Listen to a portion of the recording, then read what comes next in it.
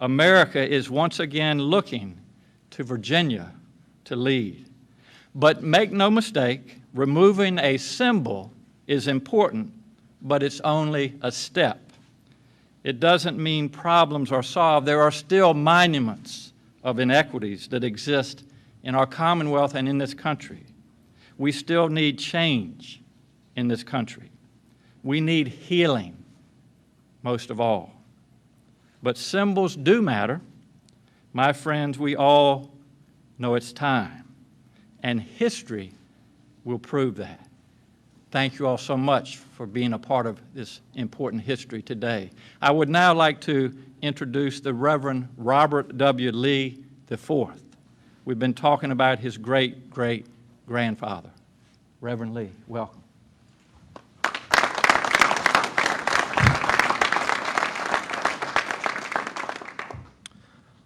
My uncle, Robert E. Lee, so many greats removed, of course, has a storied history in the Commonwealth of Virginia, but today the world is watching.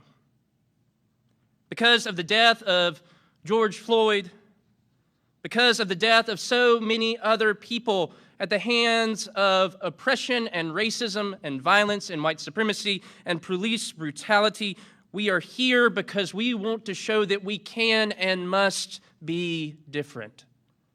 A new day is coming, not only for the Commonwealth, but for the United States and for the world, in which, as the great Martin Luther King promised, justice would roll down like a river and righteousness like an ever-flowing stream. This is the hope that we live in, but I know that my name bears some weight here, at least in the Commonwealth. To those of you who might be doubting, to those of you who might be hedging your bets that this is not the time to do this, when will be the right time?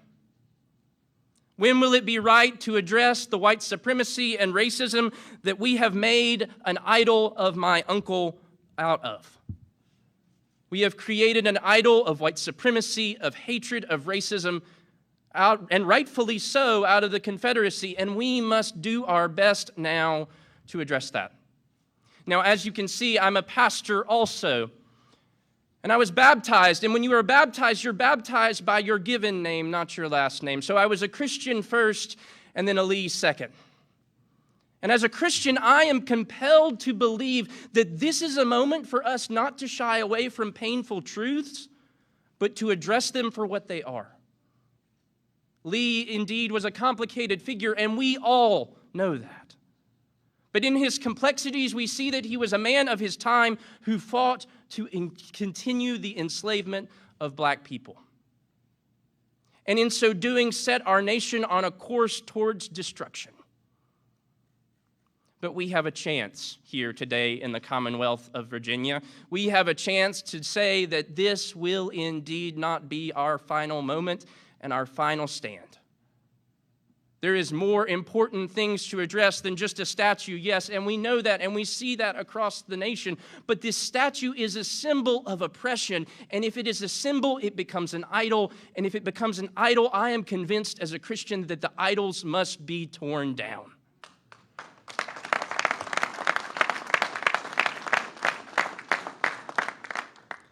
Governor Northam, Lieutenant Governor Fairfax, and all the elected officials, I know that this is just a moment. We go back to work. But in our going back to work, we go back renewed, knowing that this is the start of a new moment, a new cause. The lost cause is dead, a new cause is upon us.